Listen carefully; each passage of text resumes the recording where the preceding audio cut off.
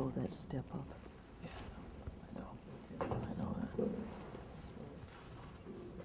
Well, tonight's speaker is probably well known, perhaps very familiar with you folks if you watch television and all and stuff like that.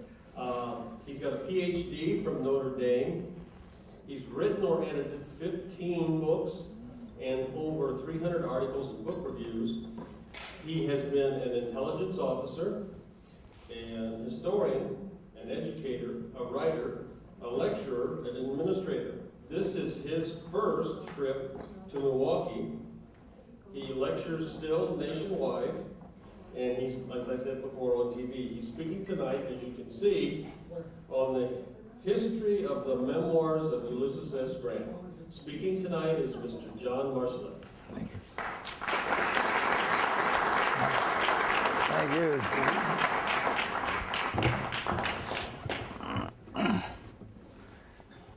Well, good evening, everyone. It's a real pleasure to be here. And actually, I'd have really been here had I heard this introduction before, because whoever that guy is terrific. I mean, what a great introduction. But I do want to talk to you tonight about something that I've really gotten interested in. That is Ulysses S. Grant. And as you may know, I'm the executive director of the Grant Presidential Library at Mississippi State University. And if you're wondering how Grant got to Mississippi, take a look at one of our bookmarks and it'll tell you exactly what Lincoln thought should happen. But in any case, I want to talk about memoirs, and particularly about Grant's memoirs. You know, over time, people who fought in the Civil War have written their life stories. They've talked about what they believed happened in that 1861 to 1865 period and what their role in it meant. Some of these writings have been very, very important. They've provided real insight into the individuals who wrote their memoirs. Others are nothing more than self-puffery. I did hear somebody say something about McClellan, but I didn't want to make that connection. But anyway, and I think it's important to know too that some indicate in their memoirs why they are important, while others try to make themselves important by writing their memoirs. Well, the American Civil War is one of those times in American history where a great opportunity is given to a lot of people to write about what they did in a very important historical event. You know, it was very important to many of these soldiers who fought in the Civil War to make sure the public knew just what they did, who they were, and what they did, how they'd experienced the war.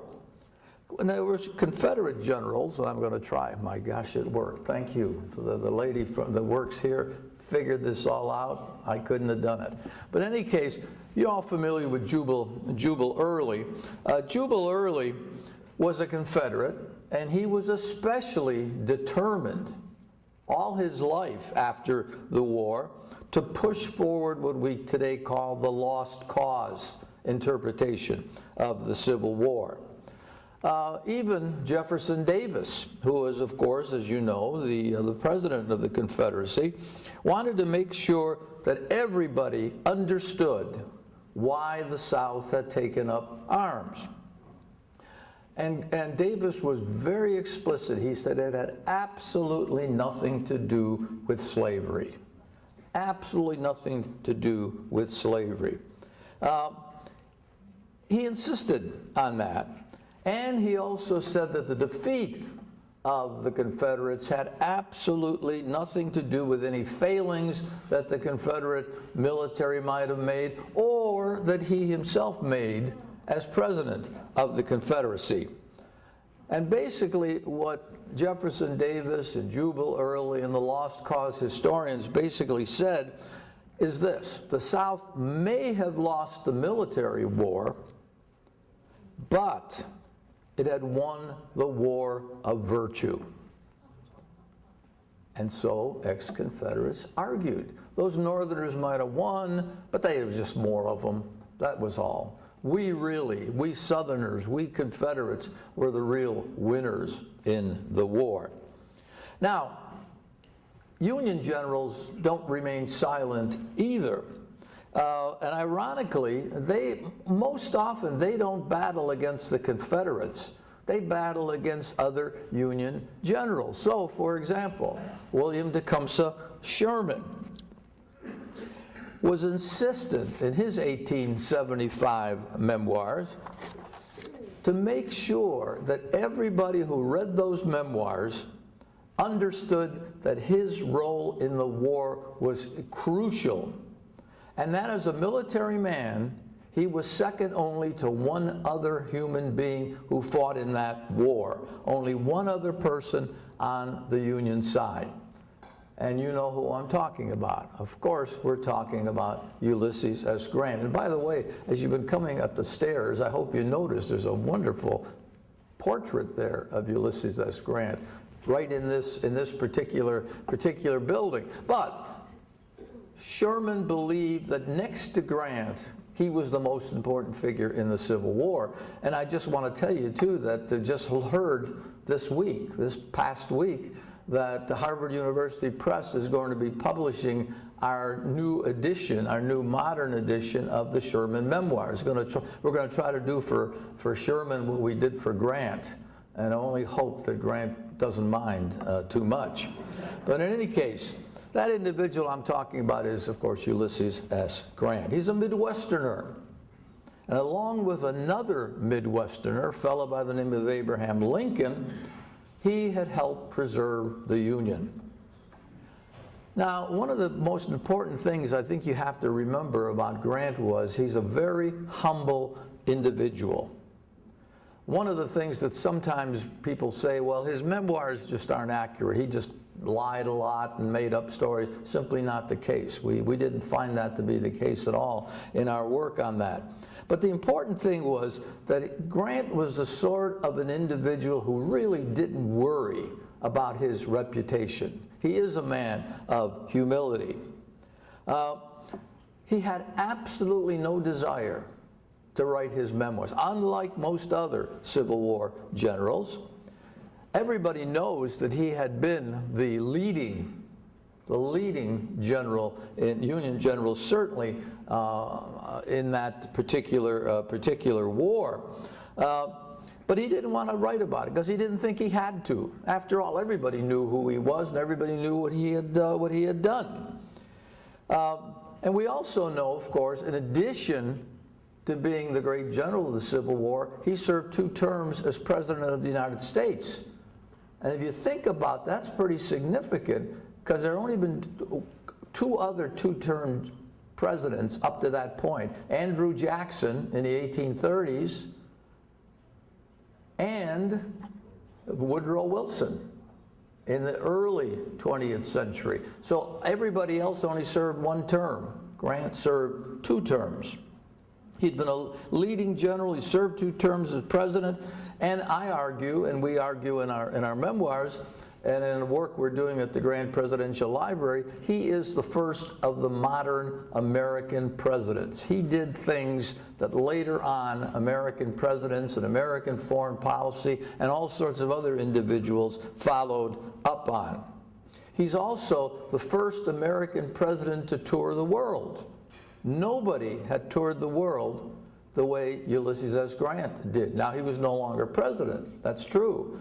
But even so, nobody toured the world the way Ulysses S. Grant did. And by the way, in that trip, he not only took his wife, but he took his youngest child, always having to have family around him. Keep in mind, too, he's the most popular figure in the late 19th century. Lincoln is dead. Lincoln has been assassinated. Grant is the great hero of the Civil War, and by the way, both in the North and in the South.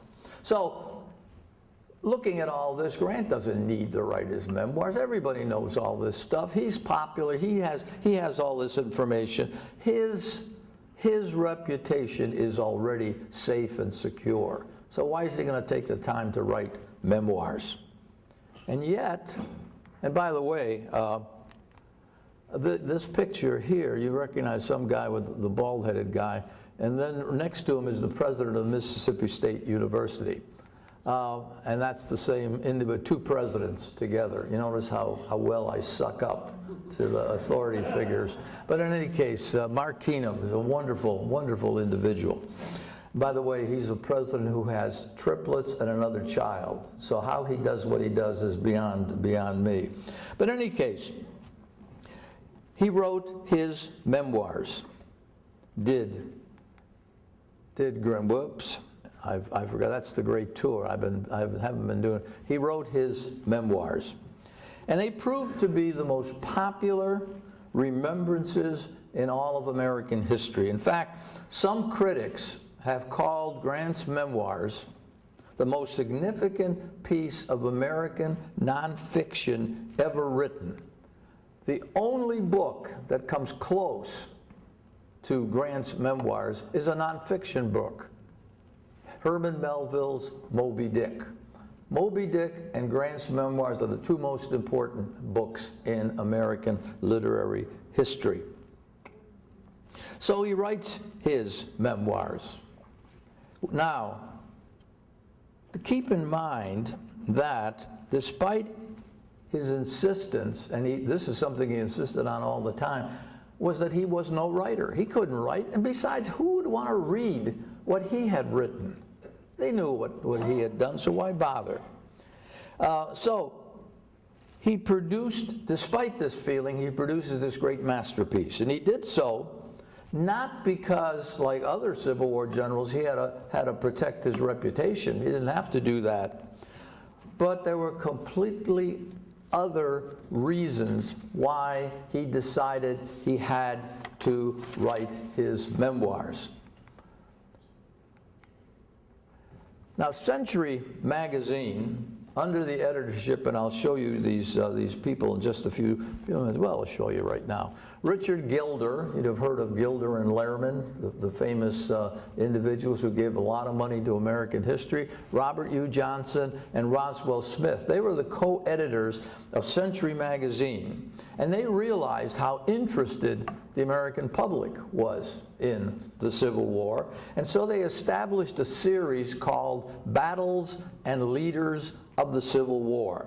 And they approached both Union and Confederate soldiers, military leaders, and pretty soon stories are pouring out from the pens of these particular individuals and being published in the pages of Century magazine.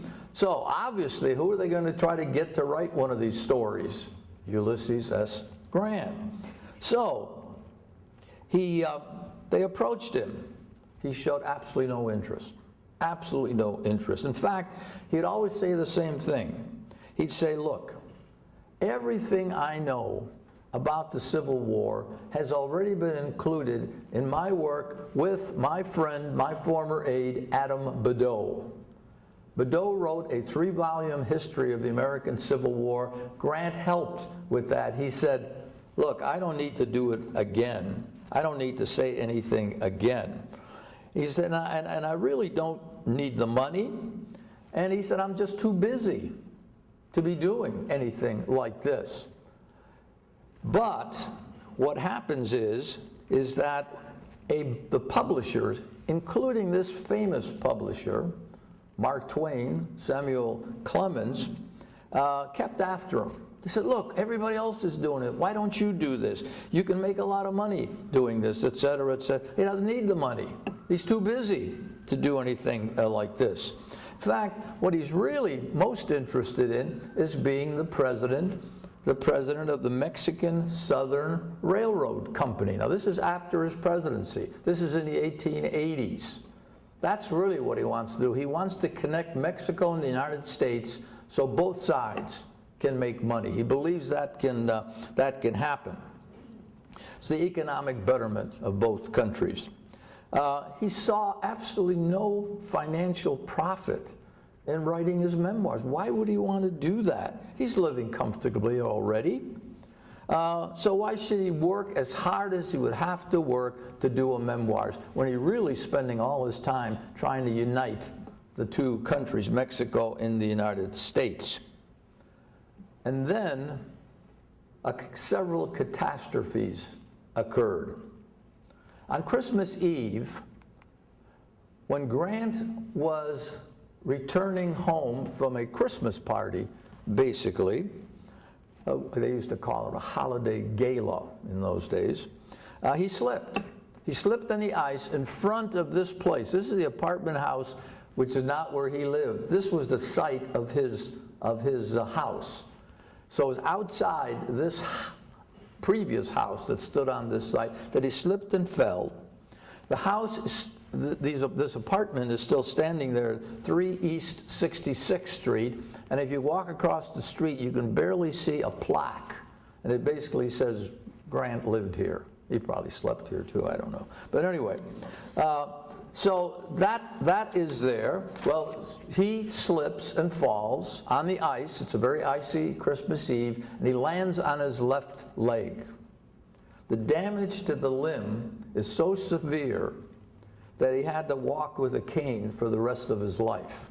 Now, he doesn't live much longer, but he had to walk with a cane for the rest of his life. Well, then things got better. Yes, he's walking with a cane, but his son Buck, Ulysses Grant Jr., Buck Grant, is in the Wall Street business. And he's working with a man named Ferdinand Ward. And Ferdinand Ward is considered the wizard of Wall Street. This guy is so smart, he's making money, he doesn't even know where to put it or what to do with it, for heaven's sake. Now, Grant is always interested in making money, no question about this, because all his friends were millionaires, so why shouldn't he be a millionaire too?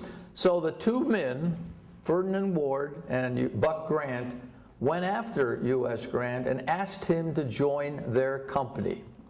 And so he agreed to do it. And the company of Grant and Ward was born, not named after Buck Grant, named after Ulysses S. Grant. Well,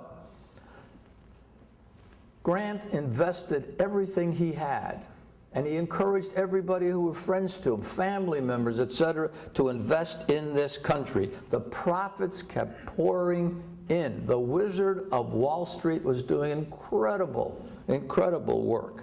And then, suddenly, the crash came. The bottom fell out of the company on May 4th, 1884. What seemed to be a can't-miss situation turned out to be a Ponzi scheme. We're all familiar with that because we've gone through that. In this case, it's a usual Ponzi scheme. You pay off the first investors with the money that you're getting from the later investors. It's not that your investment is making money, you're just constantly shifting money in that way.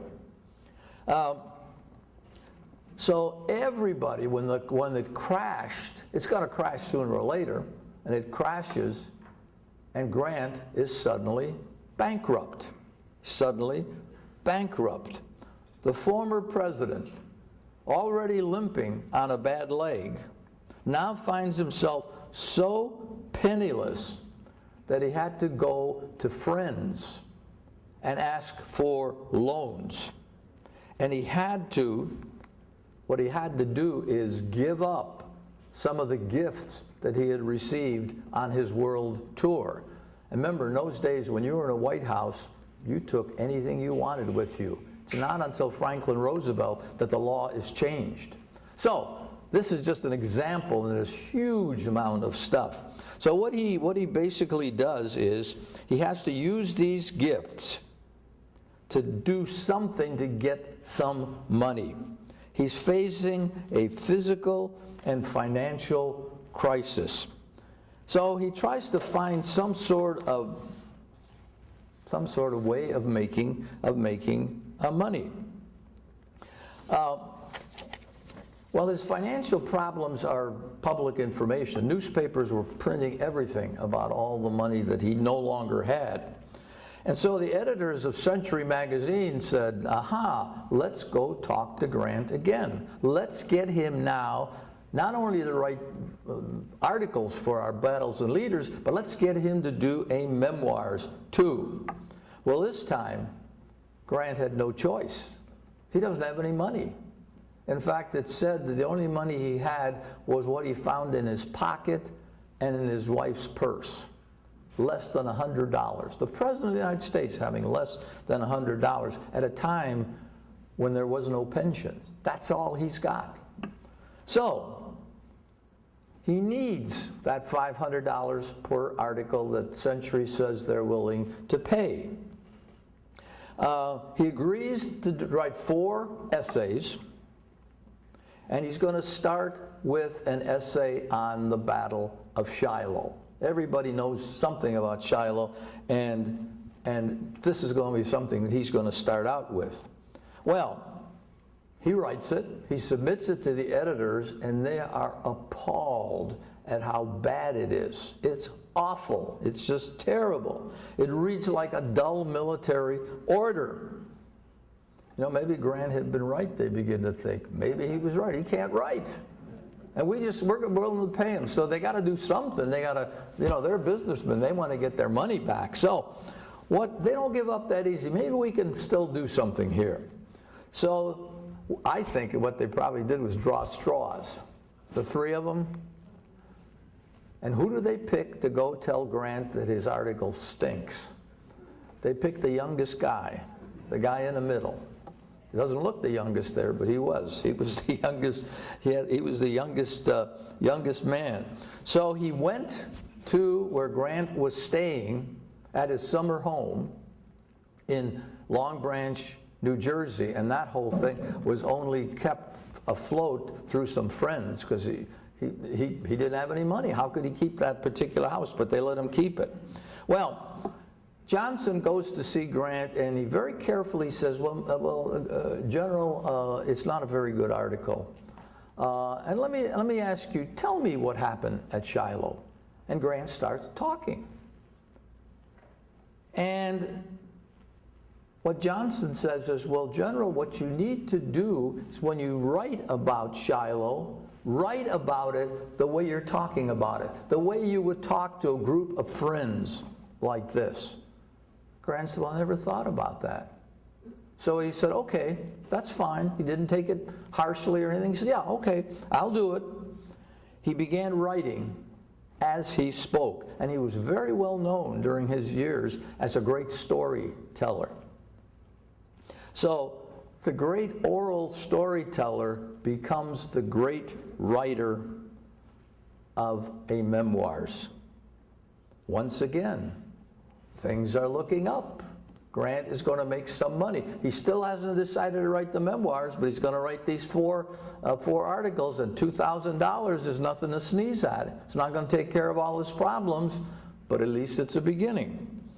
And then another horrible thing happens to him. On June 2nd, 1884, now this is after Johnson had already visited him and Grant was already writing, that the most dangerous of all crises hit Ulysses S. Grant, the former president and former general, pardon me. He's eating lunch with his family in Long Branch, New Jersey, and he reaches over, reaches over and gets a peach and bites in on the peach. And suddenly he gasps and he grabs his throat. It just hurts. And Julia Grant, his wife, says, well, do you think that maybe there was a bee or something on that peach? Is there something wrong? And that's what he thought. So he tried to take some water, and putting water in his mouth, it was like a fire in his throat. Well, Grant was like most husbands, right? We all know. I'm a husband, I know this. Our wives tell us, you better go see a doctor, right? Because you got X problem. So Julia Grant told Ulysses Grant, go see a doctor. Nah, I'll be fine. It's no big problem. It's no big problem. Now keep in mind, Grant had been smoking about 20 cigars a day. for most of his life, since Fort Donelson. And by the way, until Fort Donelson, he smoked a clay pipe. And he started smoking cigars because after Fort Donelson, a newspaper reporter somehow got the story that Grant smoked cigars. So he printed in his account of the battle that Grant loved to smoke cigars. So everybody in the world was sending Grant cigars. And being the cheapskate that most of us are, I got them, I might as well smell them, might as well smoke them, right? So what had actually happened, all those years of smoking had resulted in tongue and throat cancer. Ulysses S. Grant was in there's our Robert U. Johnson, and there's Julia Grant, and there's Long Branch. But Ulysses S. Grant was in a real crisis. He's suffering from a badly bruised leg to the point he can hardly walk. He's financially bankrupt because of a charlatan.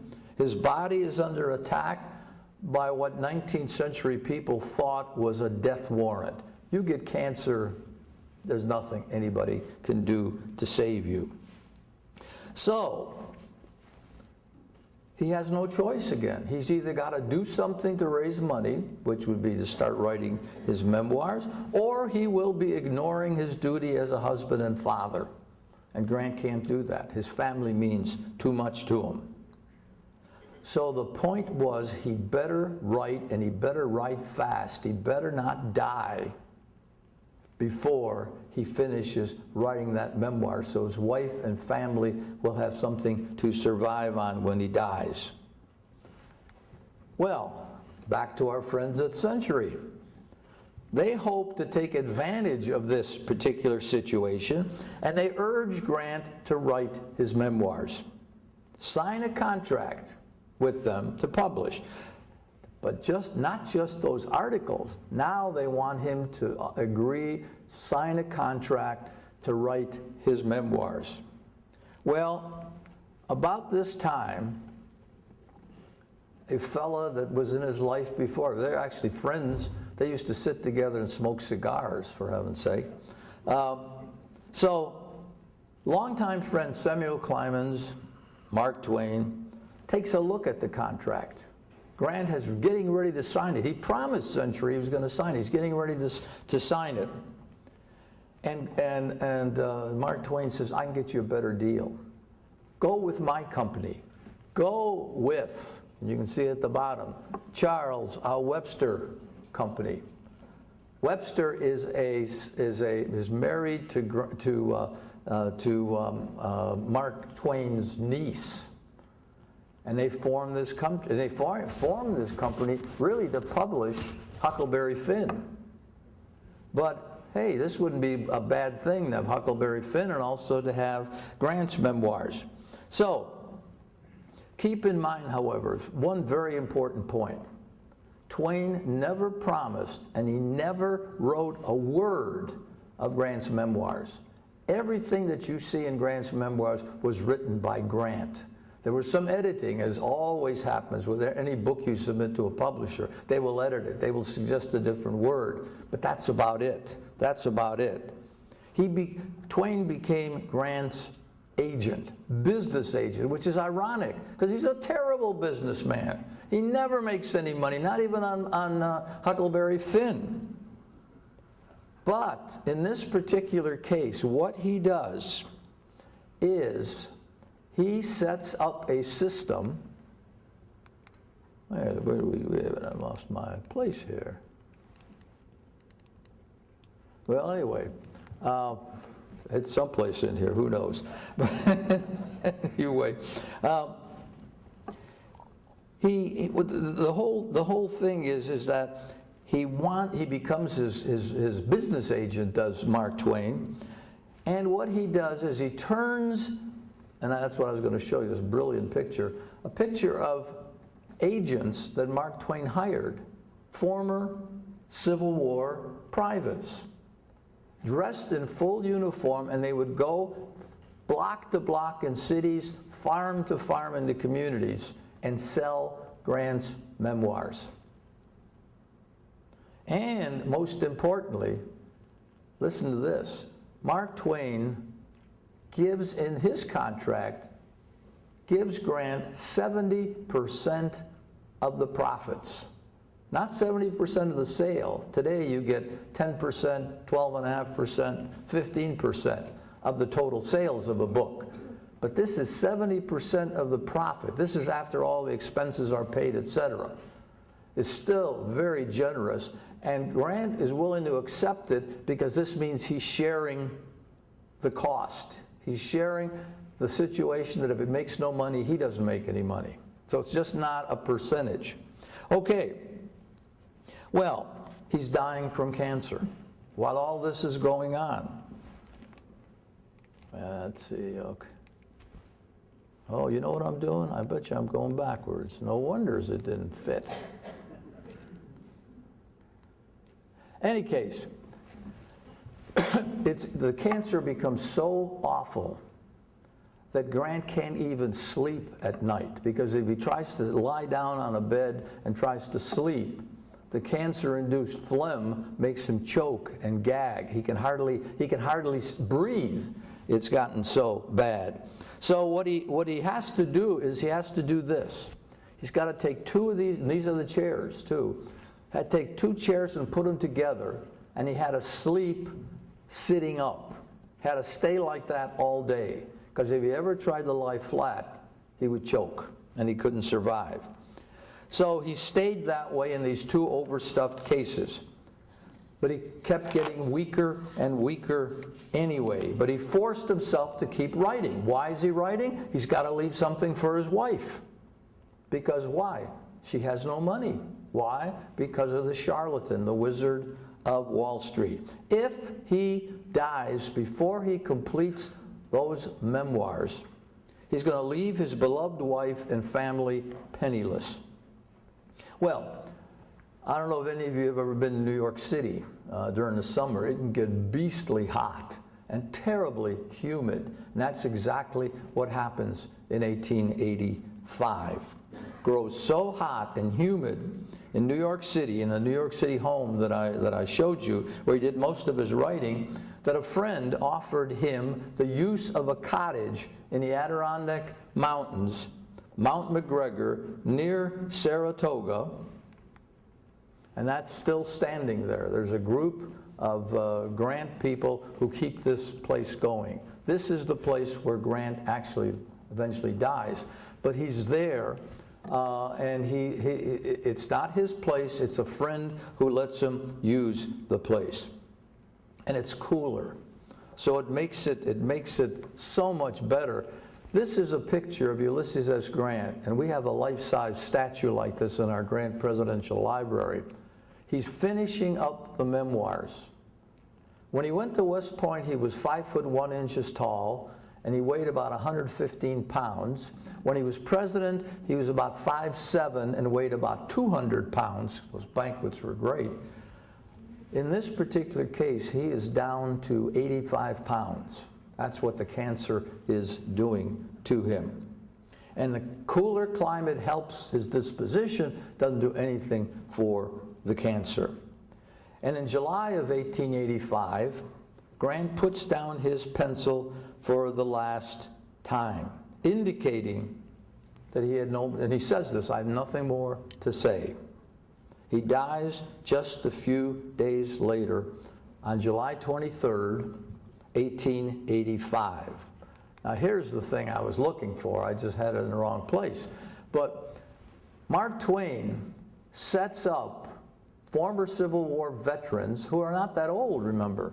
This is 1885. The war has ended in 1865. So that's what they look like. They're wearing their old uniforms, and they're going house to house, et cetera, et cetera, et cetera. And the argument they used, and by the way, what Mark Twain did is he came up with about a 35 or 40-page pamphlet that each salesman got. It's marvelous, marvelous. Anybody that does any sales would love this. Basically, what this letter or this pamphlet says is, you got to buy this. You got to buy a copy of the memoirs. This is General Grant's memoirs. And he's dying, and you know, he got taken to the cleaners by these people. So the least you can do is buy a copy of his memoirs, for heaven's sake, and you can put it next to the Bible in your house. People come into your house and they're going to say, there's no Grant memoirs, there's a Bible, where's Grant's memoir? And on and on and on and on. Now keep in mind, Grant is dead. The book has not even been published yet. These salesmen are going door to door selling this book as only they could. Remember, as I said, you got to do it. This is the savior of the Union. Aren't you going to help his wife? And believe it or not, as in a good old American tradition, there were some other charlatans who published fake books about Grant, saying, oh, there's Grant memoirs. No, they're not. No, they're not. But they took a lot of money from Grant's family, too. And the argument, again, was, you can't do this. You're stealing from Julia Grant, and the great general is dead. So it's a fascinating story. In any case, the sales were huge. They were enormous. And remember, first they sold one volume, and then they sold the second volume. And remember, too, it's not been printed yet. These salesmen are going to people and saying, give me the money and you'll get the copy of the book when it comes out. And people buy it in droves, in absolute droves. In early 1886, Grant is dead already, but in early 1886, Charles L. Webster, sends to Julia Grant the largest royalty check ever written up to that time. The check was for $200,000. $200,000. Now, over a later period of time, Julia got another $250,000 in all, so for a total of about $450,000. Now that doesn't mean much. That's a lot of money, obviously. I didn't even get paid that much when I was a teacher, I don't think. I can't remember. But in any case, to get some idea of what that's worth $11 million in modern money. That's how much Julia Grant received.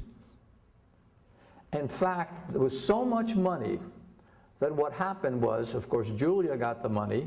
She died in 1902.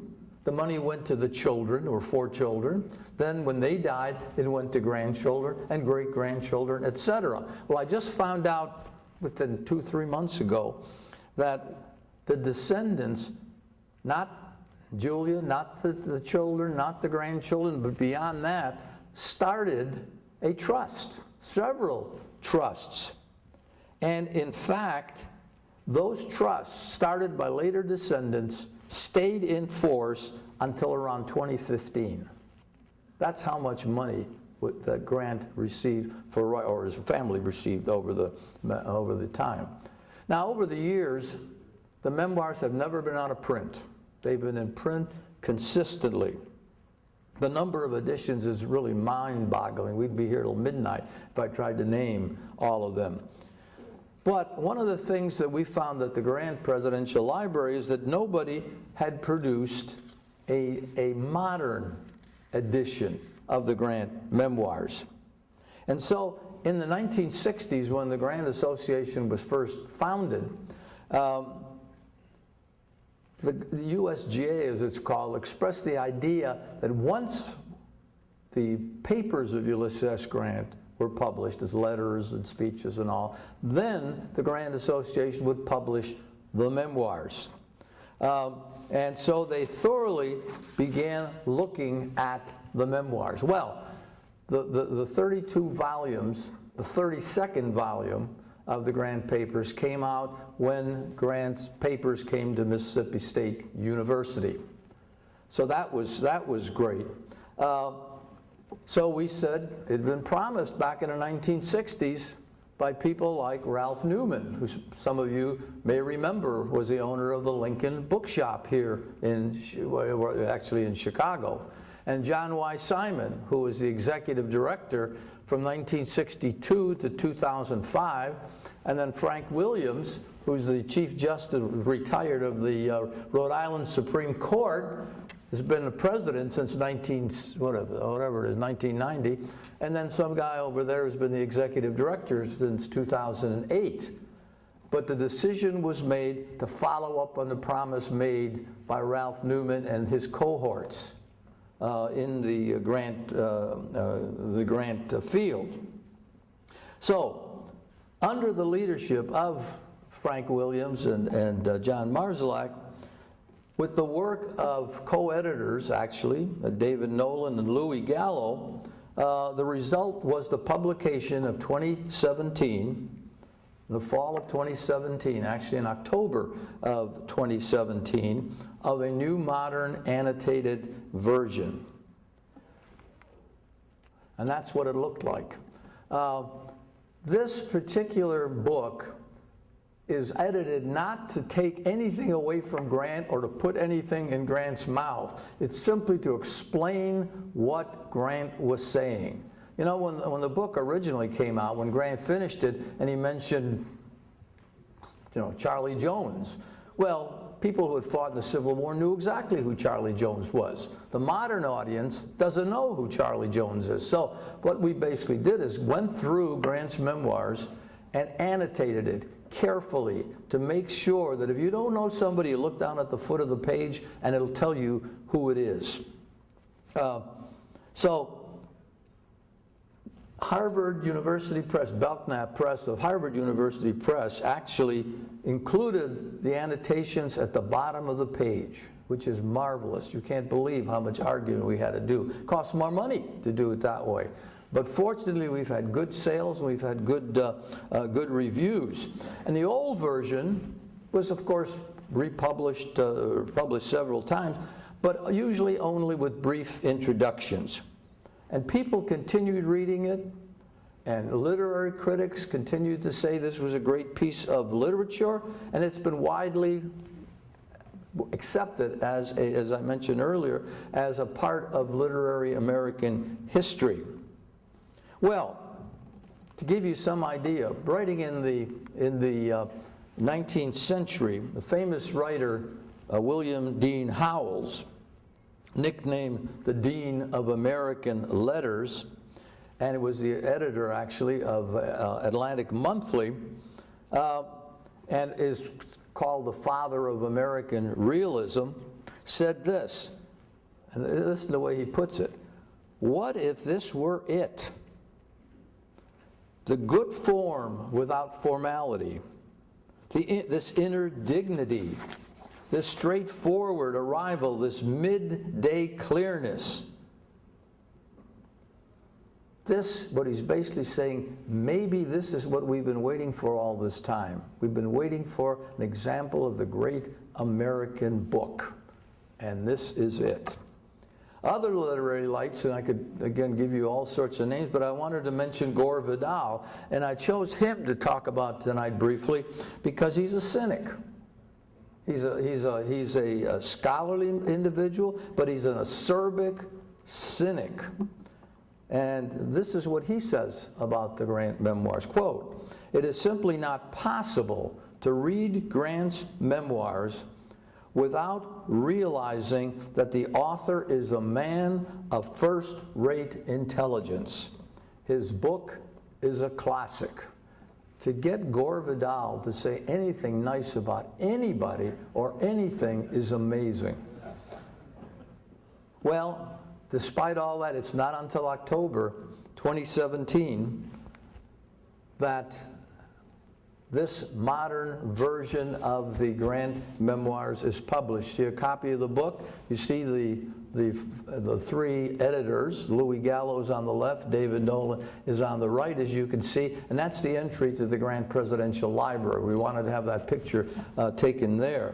But in any case, it took USGA, it took the American literary world all this time to annotate this masterpiece of American literature. So, most importantly, it could be understandable to people living in our age.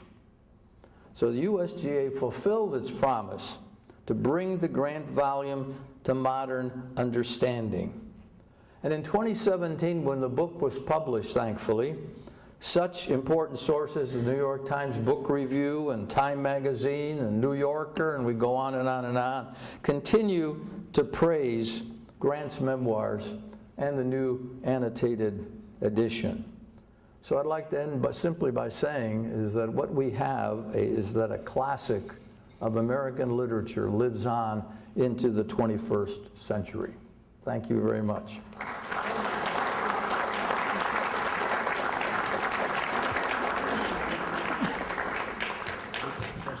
Yes, love to. Anybody have any questions? And if you would, please just yell at me, because you can see I wear these things and I don't hear. What references did Grant use when he was writing his memoirs? The question was what was? What references did Grant use?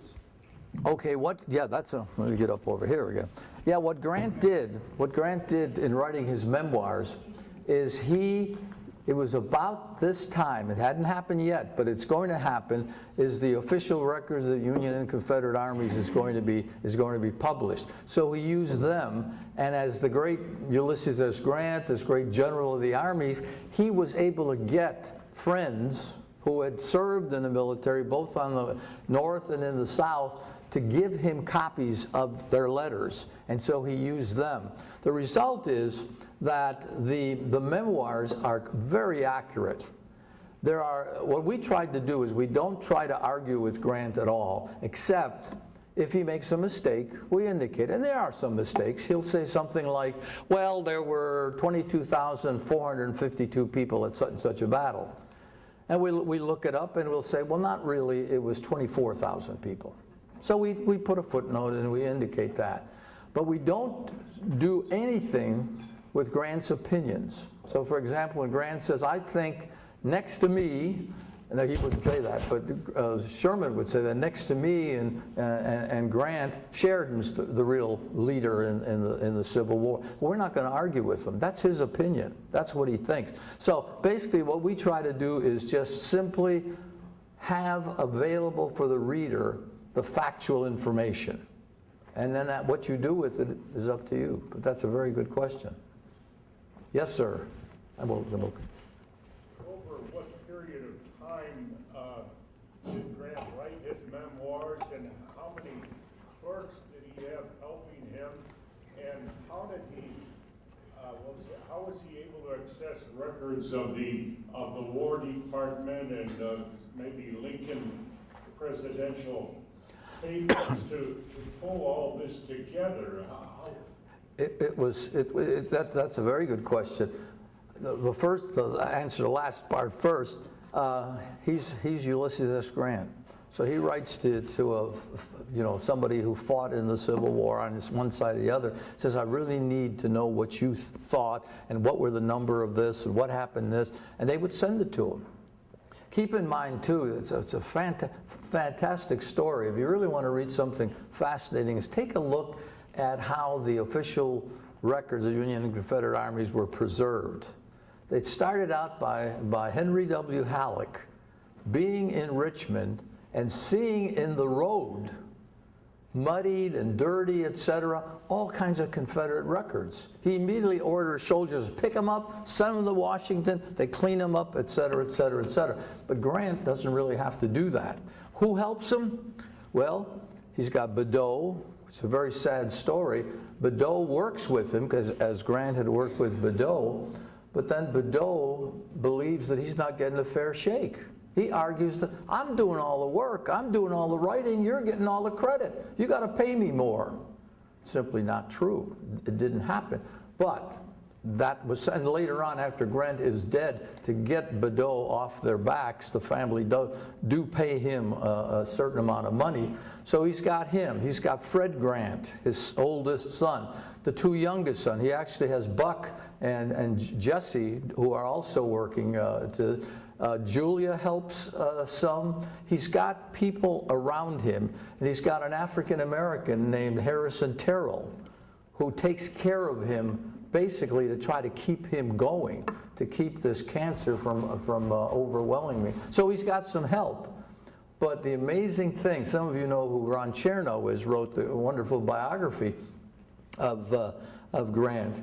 And the amazing thing is, as Chernow says, the guy wrote more than I could write today, the number of words. He really spent less than a year writing the memoirs. Amazing. That'd be amazing for a person perfectly healthy.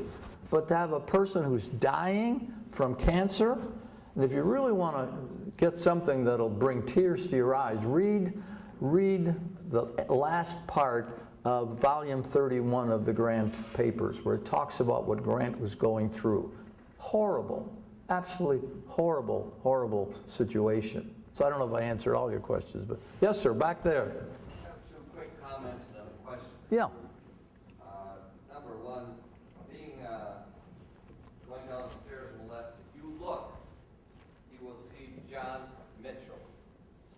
And John Mitchell was at Lookout Mountain, and all the Yankees were retreating, and John Mitchell picked up the banner, and what did he shout?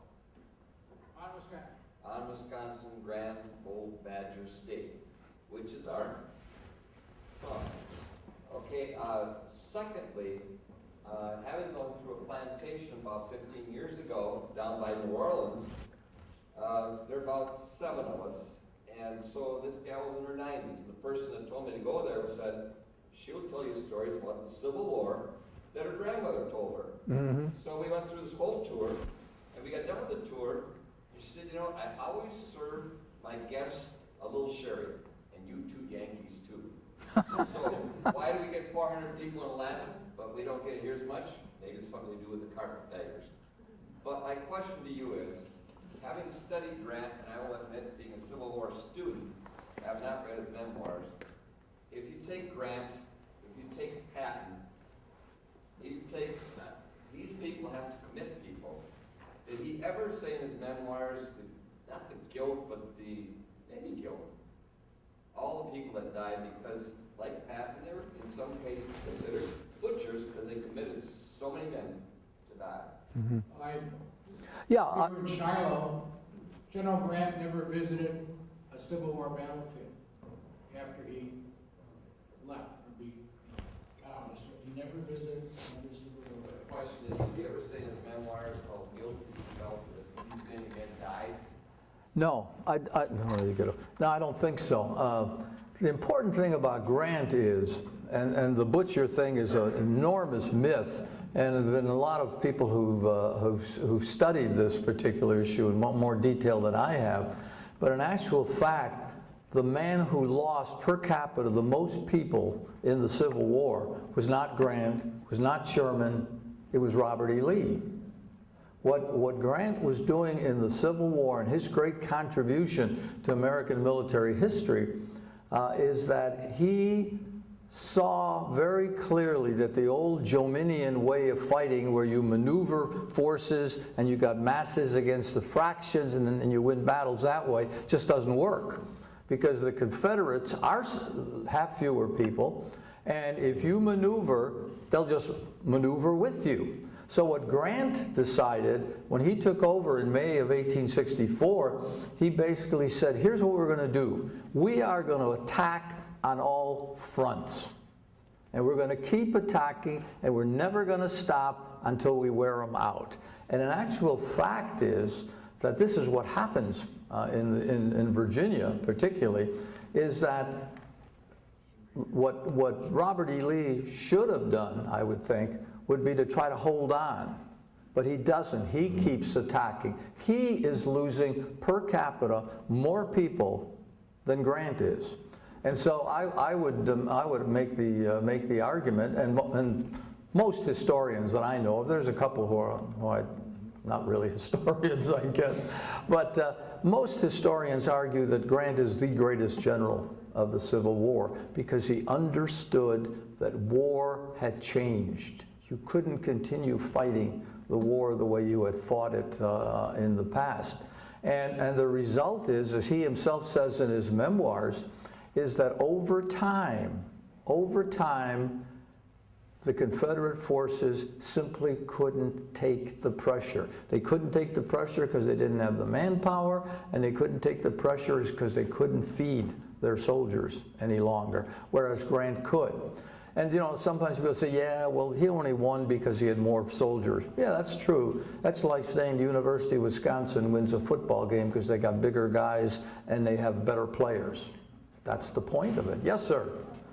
Didn't Grant apologize for the losses at Cold Harbor? At Cold Harbor, yes, he did. And he apologized for the frontal assaults that many of them failed. He apologized for what happened at Cold Harbor. He said it was the biggest mistake of his life. It's very similar to what Robert E. Lee did after Gettysburg, after the great so-called Pickett's charge.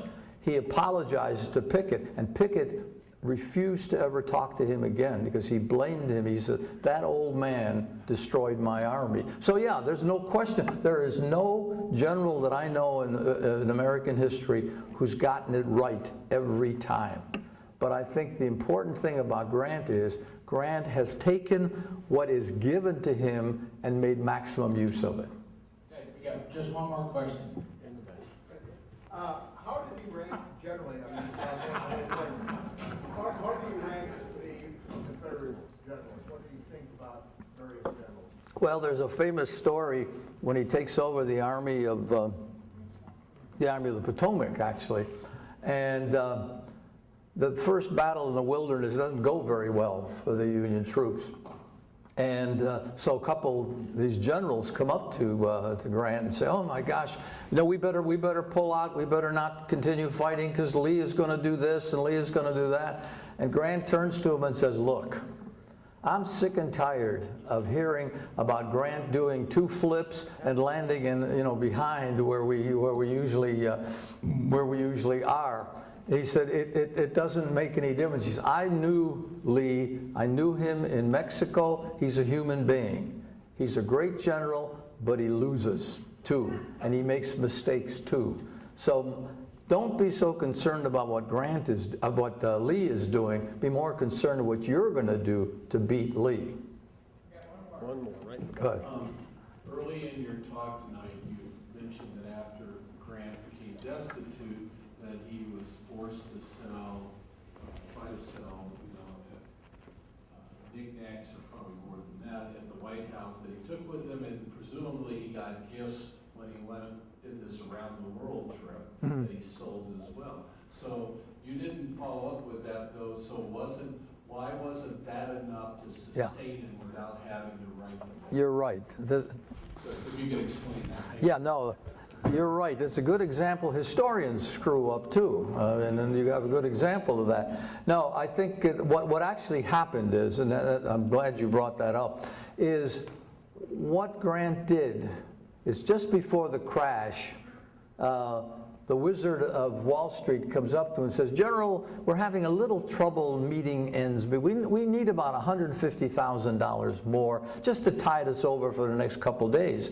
So Grant goes and he talks to one of the Rockefellers who owns the New York Central Railroad Company at that time and says, I need some money. Can you give me some money? And he said, but I'm only going to take the money if you will accept as collateral what I had, received over time, et cetera, et cetera. Well, Grant does that. He goes to the Wizard of Wall Street, and the Wizard of Wall Street has to admit that that's not going to come close to meeting it. So what happens is Grant goes back to Rockefeller and he says, you've got all this stuff. That's my collateral. I can't pay you back. And what actually happened over time after Grant is dead, Rockefeller gives that stuff to the Smithsonian Institution, where it remains today. So that's a very good point. Okay, John, thank you. Thank you. And our certificate of honor, by order of the General Staff of the Civil War Roundtable Milwaukee, this award is presented to John Marzalek for devotion to the preservation of the memory of the gallant men of principle and their noble deeds in the war between the states, and for dedication to perpetuating the traditions of our common country. Well, thank you very much. Thank you. Thank you. That's wonderful. I appreciate it. as they like to say, but wait, there's more. Yeah. On behalf of the Civil War Roundtable of Milwaukee and the Iron Brigade Association, which through the offices of two sons of veterans of the Iron Brigade, the Milwaukee Roundtable is the custodian of the Iron Brigade Association, Veterans Association. It gives me great pleasure to present lapel pin signifying membership in the Iron Brigade Association to Dr. Marcel. Oh, thank you. Oh, my goodness. Thank you. We can go one better than that. Well, thank you. I just want to thank you all for this. This means a great deal to me that you would do this, honor me in this way. And finally, I'd just like to say, come see us in Starkville, Mississippi at the U.S. Grant Presidential Library and the Lincoln Collection. We'd love to have you come. Thank you. I'm going to read one more for you, Doug. And this is from Headquarters Iron Brigade Association and the Board of Directors of the Civil War Roundtable of Milwaukee. Special Orders number 180401, which is Iron Brigade Association Award number 21. Brigadier General Commanding the Iron Brigade Association, Board of Directors of the Civil War Roundtable of Milwaukee, having taken official notice of the scholarly skill, knowledge, energy, and influence in the study of the American Civil War era of John F. Marcel, do hereby bestow their highest honor, the Iron Brigade Association for Civil War Scholarship. This award was created to recognize and promote excellence in the Civil War studies, and it is expected that the awardee continue with the excellent work in the field that has earned this honor. Awarded this 12th day of April 2018, signed by the Brigadier General Commanding the Iron Brigade Association and President of the Civil War Roundtable of Milwaukee. Well, this is marvelous. Thank you. Thank you. Oh, my goodness. Oh, look at... There's also a piece of hardware that goes with it. That's great. Oh, my goodness gracious. You won the grant. Oh, isn't that marvelous? That is, well, you don't know how much this means to me. This is very, very special. Thank you. Yeah, thanks for coming. Well, invite me anytime. Well, good. I appreciate it. Thank you. Thank you.